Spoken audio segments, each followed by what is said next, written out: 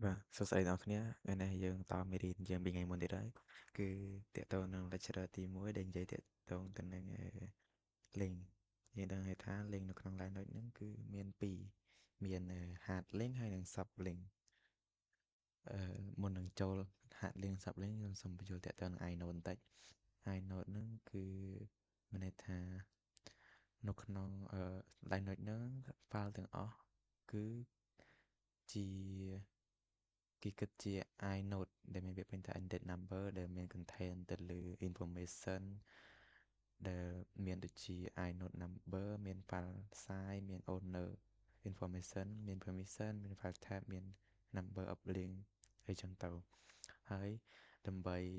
យើងមើលព័ត៌មាននោះបានយើងត្រូវការវាយ command មួយដែលមានពាក្យថា ls-ali វានឹង show all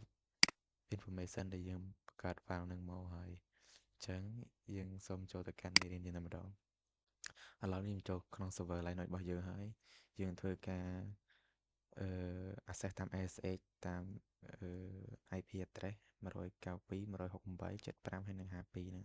យើងអាចចូលបានវិធីសាស្ត្រពីររបៀបគឺយើងប្រើ putty ដើម្បីចូលគឺយើងដាក់ IP មក175ហើយនិង152ហើយយើង access មក open login as អឺ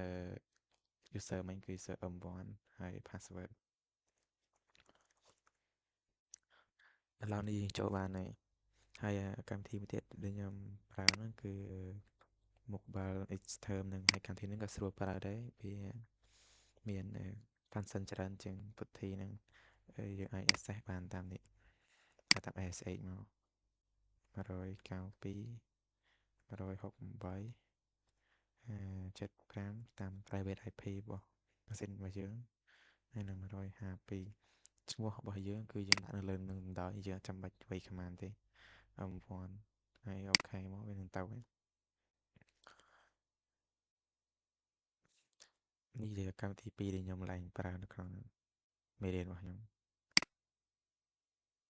អឺឥឡូវនេះសារខ្ញុំមានមួយហើយអញ្ចឹងវាមានការមាននេះយើងចូលបានទេអឺអញ្ចឹងយើងប្រើ putty តាមនឹងទៅហើយយើងអាចប្រើកម្មវិធីច្រើនទៀតតែតាម SH គឺប្រើពីរនឹងគេ recommend បាត់ទីមួយគឺយើងតេស្តទៅលើនេះ hard link និយាយតាក់ទងទៅនឹងអឺពេលដែលយើងប្រើ hard link ហ្នឹងវាដូចជា file ដែលយើង copy អញ្ចឹងមានន័យថាវាដូច mirror អញ្ចឹងដូចថាយើងឆ្លុះកញ្ចក់ទៅយើងឃើញខ្លួនឯងហើយអឺយើងអាចcopy ហ្នឹងអ្មេចដាក់ឈ្មោះដូចគ្នាទេយើងដាក់ឈ្មោះផ្សេងគ្នាហើយប៉ុន្តែអាទំហំនៃ file ដែលឈ្មោះផ្សេងគ្នាហ្នឹងវាអាចដូចគ្នា file size គឺដូចគ្នា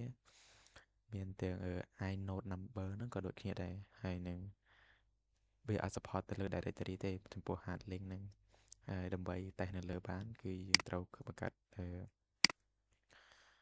file មួយមកយើងបង្កើតtouch មកដាក់អូខ្ញុំសុំ ls មួយសិន ls មានថាឥឡូវនេះខ្ញុំមានfile ចំនួន3អញ្ចឹងខ្ញុំសូមបង្កើត file មួយ touch អឺ file 1.txt អញ្ចឹងចុះ press enter មកយើង ls មកឃើញយើងឃើញ file 1.txt ហើយយើងធ្វើការ write នៅលើអឺ nano file 1.txt យើងវាយជា hello linux អញ្ចឹងទៅដើម្បីចាក់ចេញបានគឺយើងចុច control O enter control X ហើយយើងអាចខាតមើលបានយើងអាច ls ដើម្បីមើល all information នេះចេញមកហើយនេះទាំង inode ទាំង permission ទាំង file size ទាំងឈ្មោះទាំងអីហ្នឹងឥឡូវនេះយើងចូលតេស្តទៅលើ command មួយយើង focus ទៅលើតែមួយទេគឺfile 1.txt យើងឃើញហើយថាគឺ inode វាគឺ3389 3987ហើយនឹង permission វាគឺនេះហើយនឹងឈ្មោះអីទាំងអស់ហើយនេះជាឈ្មោះfile name របស់យើងហើយដើម្បី copy វាបានគឺយើងត្រូវការ command មួយដែលយើងដាក់ថា ls ln មានន័យថា link យើងដាក់ file name របស់យើងមក file មួយ .txt ហើយដាក់ file ដែលយើង copy មកដាក់ hard link .txt hard link មួយ .txt អញ្ចឹងមកហើយធ្វើការអឺ press enter ឥឡូវយើងធ្វើការ link វាបានសម្រេចហើយយើងត្រូវការ ls ដើម្បីមើលថាវាដូចគ្នាអត់ali file មួយ .txt និង hard នឹង and hard មួយ hard link មួយ .txt presenter មកឥឡូវយើងឃើញថា inode វាinode និង permission ហើយនឹងអីទាំងអស់ខាចាំអីទាំងអស់គឺដូចគ្នាគឺខុសតែមួយទេគឺខុសfile name ហ្នឹងមួយគឺ file មួយ .txt និងមួយទៀតគឺ file hardlink.txt hardlink មួយ .txt អញ្ចឹងទៅហើយវា recommend ចំពោះតែ file ទេបើយើងធ្វើទៅលើ folder directory ហៅថា directory ហ្នឹងគឺវានឹងបាត់ឥឡូវនេះយើងសាកremove file ហ្នឹងចោលrm file មួយ .txt អញ្ចឹងទៅឥឡូវយើងធ្វើការ remove បានសម្រេចហើយយើងធ្វើការ cat hard link មួយ .txt គឺយើងឃើញcontent ដែលយើង save ក្នុង file ហ្នឹងហើយគឺវាអត់បាត់តាណាទេគឺចំពោះ hard link គឺខ្ញុំសូមបញ្ចប់តែប៉ុណ្ណឹងឥឡូវនេះយើងសូមបន្តទៅកាន់sub link ហ្នឹងគេនិយាយតាក់ទងទៅនឹងខុសគ្នាតែបន្តិចទេគឺខុសត្រង់ថាអាហ្នឹងវា different inode ហើយlink វាគឺដូច Windows shortcut អញ្ចឹងគឺវាមាន file size ហ្នឹងគឺកំណត់ដូចជា10 bay អញ្ចឹង10 megabyte អញ្ចឹងទៅវាអត់អាចធំជាង folder របស់វាទេហើយនឹង different inode វាអត់មានលេខដូចគ្នាទេគឺវាវា work ទាំងពីរវា work ទាំង file ហើយនិង directory យើងអាចតេស្តទៅលើទាំងពីរបានតែបើ hard link ហ្នឹងយើងអាចធ្វើនៅលើ directory ទេហើយនឹងមួយវិញទៀតគឺពេលយើងទៅ delete file ដើមហ្នឹងអា file ដែលយើង copy ហ្នឹងដែលយើងប្រើ sub link copy ហ្នឹងវាគឺ sub link ហ្នឹងវានឹងអត់មានប្រយោជន៍ទេត្រង់ថាវាអត់អាចមើលអីកើតណាពេលយើងលុបអាចដើមវាចេញឥឡូវនេះយើងធ្វើការអឺតេស្តទៅលើ VMware នៅក្នុង property របស់យើងទាំងអស់គ្នាខ្ញុំសូម clear លើចោលឥឡូវនេះយើងសូមបង្កើត file មួយtouch file មិញ file មួយឡើងយើងយក file 2.txt អញ្ចឹងចុះហើយ press enter យើងទៅសេយើងចូលទៅសេ content នៅលើ file 1.txt file 2.txt យើងគឺយើងប្រើ nano to.txt យើងដាក់ hello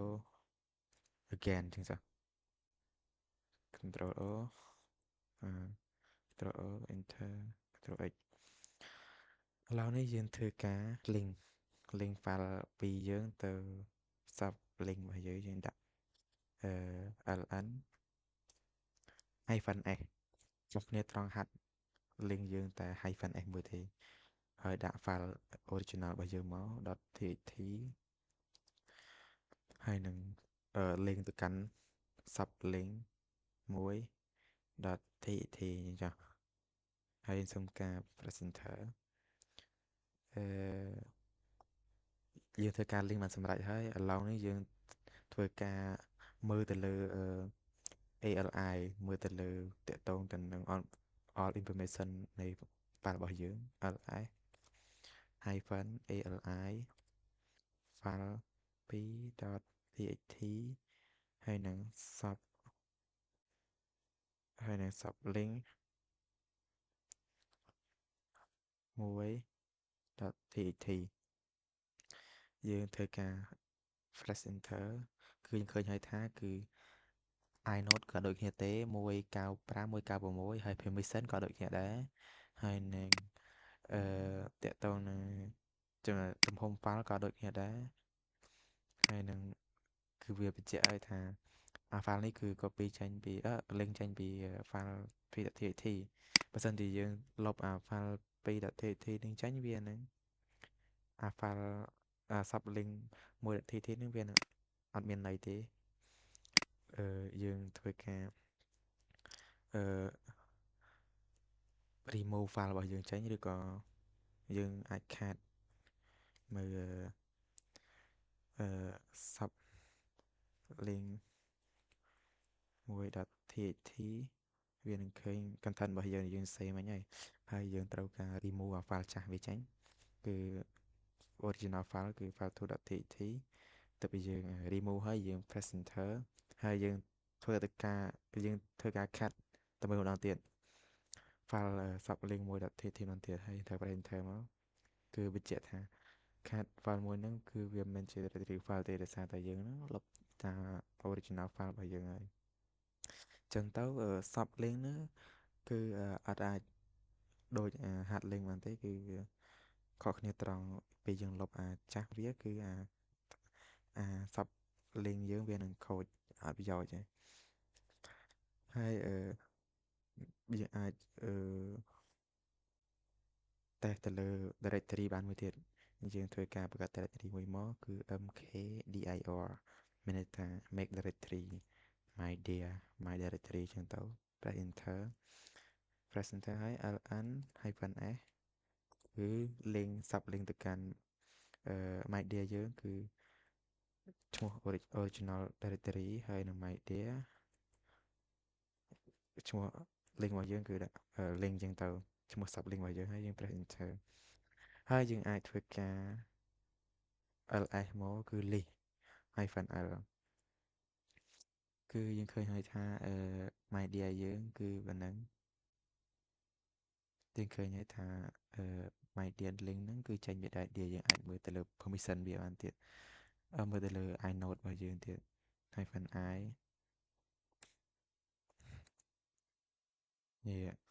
គឺ inode វាក៏ដូចគ្នាទេចំពោះពីរហ្នឹងគឺមានតែប៉ុណ្្នឹងយើងសូម summarize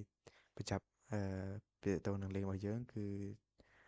ទី1ហ្នឹង hard link គឺវា inode វាដូចគ្នាប៉ុន្តែ sub link វិញគឺអត់ដូចគ្នាទេហើយចំពោះhard link គឺវាអត់ work សម្រាប់ directory ទេប៉ុន្តែ sub link គឺវាធ្វើការចំពោះ directory មួយទៀត hard link ហ្នឹងពេលយើង delete original file ហ្នឹងគឺវានៅតែដំណើរការlink hard link ដែលយើងបានដាក់នឹងចំពោះ sub link ពេលយើង delete original file វានឹងខូចចំពោះ hard link ហ្នឹងវាអត់ដូច Windows shortcut ទេតែបើ sub link ហ្នឹងគឺវាដូច Windows shortcut អញ្ចឹងហើយចំណុចរបស់យើងគឺចាប់តែប៉ុណ្ណឹងសូមជួបគ្នានៅចំណុចបន្តទៀតសូមអរគុណ